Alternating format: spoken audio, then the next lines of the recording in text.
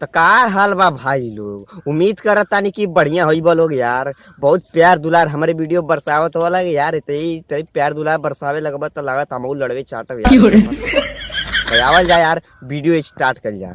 जवन वीडियो आज हमन का बात करे कि उ खेसारी भैया का गाना बा। गाना हो सवरिया दढ़िया जन बनाई, बहुते बढ़िया लागता।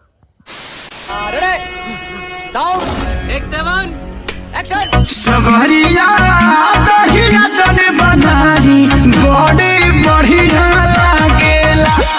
ये आज खेसारी भैया निकले हवा कि सवरिया दढ़िया जन बनाई बहुते बढ़िया लागता। लेकिन एक बोही तो बहने कौन सूत के उठी तो गाई एक बोही तो पता का कि सवरिया झटिया जन बनाई बहुते बढ़िया लागता। तो एक मतलब का कि केहू झटियो ना बनाई तो बोही तो जब झटिया ना बनाई तो हो जाए बराबर के सर गौर के चली पड़ी।